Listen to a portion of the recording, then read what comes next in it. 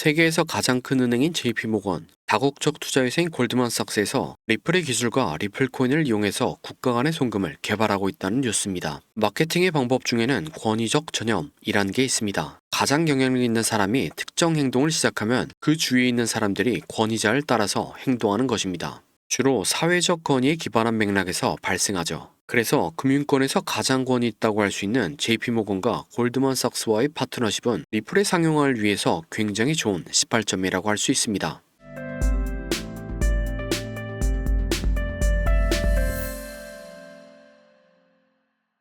오늘의 콘텐츠를 본격적으로 시작하기 전에 여러분들에게 당부의 말씀을 드리고 싶은 게 있습니다. 요즘 절 사칭하는 불법 리딩방 문제가 터지고 있네요. 이런 사칭에 당하지 않는 방법을 말씀드리면, 첫 번째로 절대로 제가 먼저 연락하지 않습니다. 두 번째로 돈을 요구하지도 않습니다. 마지막으로 카톡방, 텔레그램 등 단체방을 운영하지 않습니다. 이 중 하나라도 어긋난 게 있다면 그냥 깔끔하게 선을 그어주시기 바랍니다. 또한 저는 무료로도 불법 리딩을 하지 않습니다. 저는 시장에 대한 제 생각과 차트 분석을 여러분들에게 공유해드리는 것이지 몇 월, 몇 시, 몇 분에 A 종목 2,000원에 매수하세요. 손절은 1,900원이고 익절은 4,000원입니다. 이런 걸 하지 않습니다. 저는 보통 이렇게 문자로 차트 분석을 공유하거나 가끔씩 라이브 방송을 하는 게 전부입니다. 저는 실시간으로 시장 상황 브리핑이나 차트 분석을 문자로 공유해드리긴 해도 절대로 세세한 디테일 하나하나 잡아주는 리딩을 하지 않습니다. 제발 절 사칭하는 사람들에게 속지 말아주시기 바랍니다. JP모건은 훌륭한 권위적 전염의 사례를 가진 기업입니다. 1907년 금융위기 당시에 뉴욕 증시가 급락하면서 은행들이 무너지고 금융권에 대한 대중의 신뢰가 붕괴된 사건이 있었습니다. 120년 전인 이 당시에도 JP모건은 가장 영향력 있는 금융회사였고 권위자였습니다.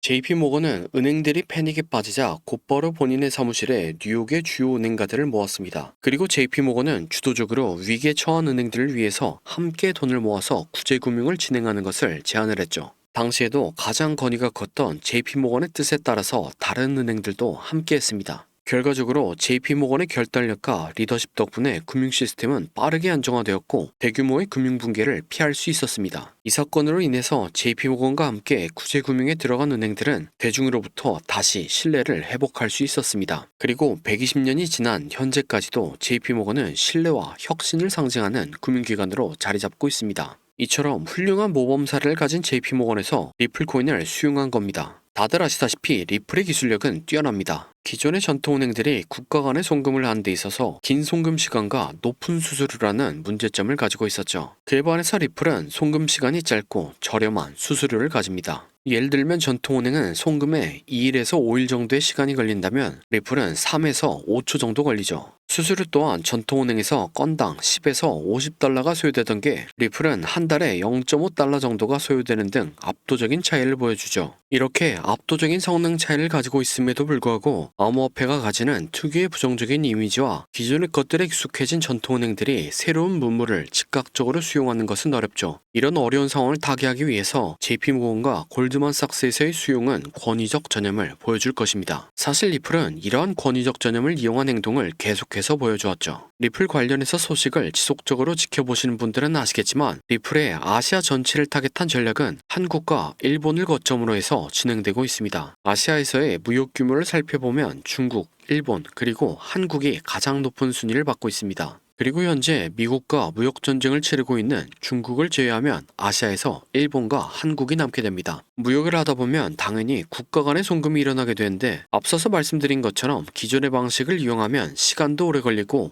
비용도 비쌉니다. 그래서 무역인들은 여러모로 불편을 겪고 있죠. 만약 아시아에서 가장 큰 파일을 차지하고 있는 한국과 일본이 리플을 먼저 수용해서 현재의 문제점을 해결할 수 있다면 다른 국가들 역시 리플을 빠르게 수용하게 될 게 뻔하겠죠. 그래서 리플은 한국과 일본 위주의 어필을 진행해왔습니다. 다른 아시아의 국가들에게는 제공되지 않았던 한국과 일본의 서비스 개발을 위한 8천억 규모의 펀드를 조성하고 한국의 개발자를 지원했던 것들이 있었죠. 또한 리플은 지난 9월 초에 한국에 방문했을 때 대놓고 한국무역협회 바로 옆에 있는 호텔에서 기자간담회를 개최했죠. 물론 돌려서 말하긴 했지만 직접적으로 말씀드리면 무역인들이 겪고 있는 고충에 대해서 무역인들이 직접 금융권 관계자들에게 말해줘야 개선이 일어난다. 그래서 기존의 문제점을 해결할 수 있는 우리들과 한국의 금융권이 함께 일해야 무역인들이 보다 효율적으로 일할 수 있게 된다 라는 의미를 전하기도 했죠. 여러모로 리플은 스테이블 코인 출시와 더불어 초거대 은행과의 파트너십을 통해서 상용화에 한 발짝 더 가까워진 모양입니다. 상용화와 함께 금리 인하의 수혜를 가장 많이 보게 될 리플의 앞으로의 가격이 기대가 됩니다. 다음으로 리플의 차트 분석입니다. 리플은 2018년부터 고점은 점차 낮춰가고 저점은 점차 높여가는 삼각수렴을 진행하고 있습니다. 전형적인 세력들이 매집을 하면서 나타나는 패턴 중 하나죠. 이렇게 수렴과 매집이 다 끝나니까 약 5년 동안 리플을 괴롭혀온 SEC 소송이라는 초대형 악재가 해소되었습니다. 그리고 악재에서에 발맞춰 추세를 상승으로 변화시키는 차트가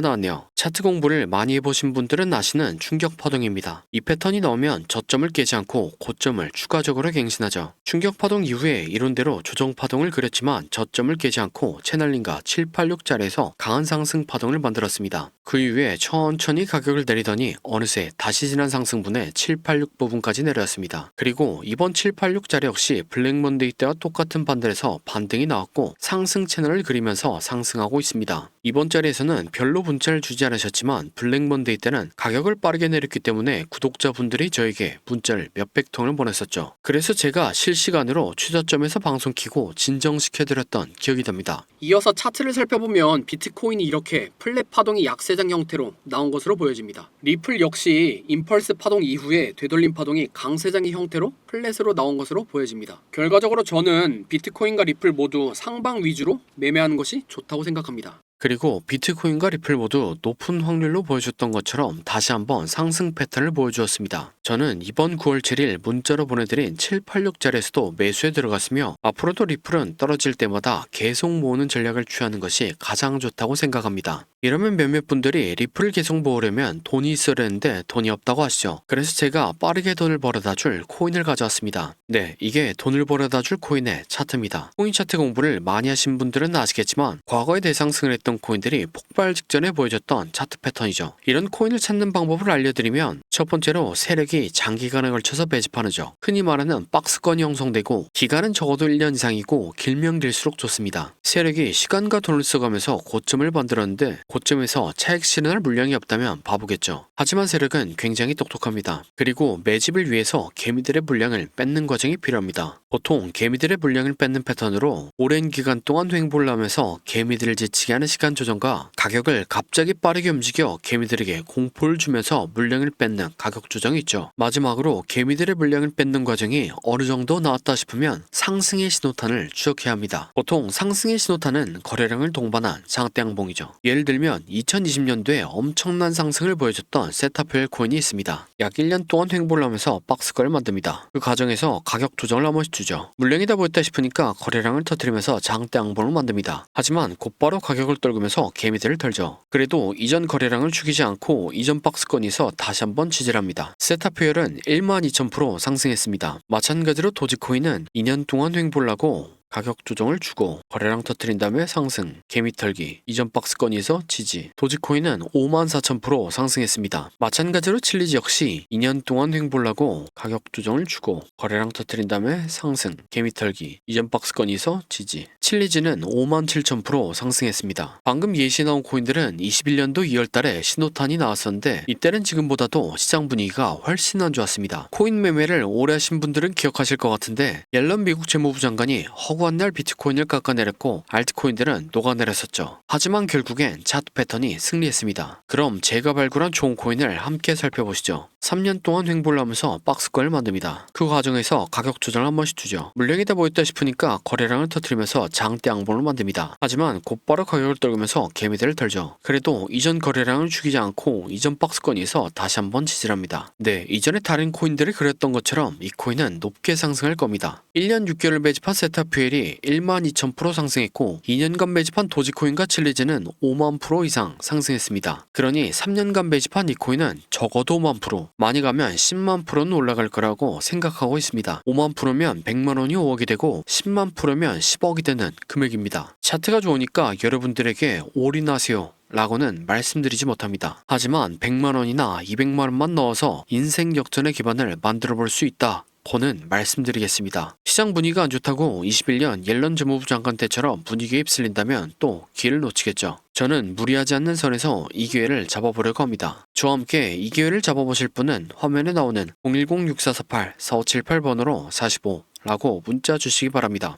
그러면 제가 여러분들이 구독자인 것을 알아보고 바로 코인 이름을 문자로 보내드리겠습니다. 영상을 처음 보시는 분들은 이 코인이 무엇인지 영상에서 말하면 되는데 왜 방송에서 말한다고 문자를 보내라고 하냐 라고 하시는 분들이 종종 계시죠. 이건 세력들의 눈을 피하기 위한 수단이라고 봐주시기 바랍니다. 유튜브의 기능이 너무나 발달해서 이렇게 스크립트 표시를 클릭하면 제가 영상에서 말한 내용이 그대로 글로 작성됩니다. 외부에서 검색을 하면 이 동영상의 접근이 가능하다는 거죠. 그래서 세력들은 본인들이 배집한 코인을 다른 사람들은 어떻게 생각하는지 굉장히 쉽게 파악할 수 있습니다. 그러면 리플은 왜 말했냐 라고 생각하실 수 있는데 리플이나 비트코인, 이더리움 같은 코인은 저 말고도 수만 명의 사람들이 분석 영상을 찍어서 올리죠. 물리적으로 그걸 다 하나씩 관찰하기란 불가능합니다. 하지만 이 코인은 검색해보면 몇 명 되지 않습니다. 세력들의 입장에서도 지켜볼 만하다는 거죠. 그래서 10만 풀을 노리고 들어가는데 굳이 세력들에게 저희들의 전략을 노출시킬 필요가 없다는 생각입니다. 아무튼 이 코인이 무엇인지 궁금하신 분은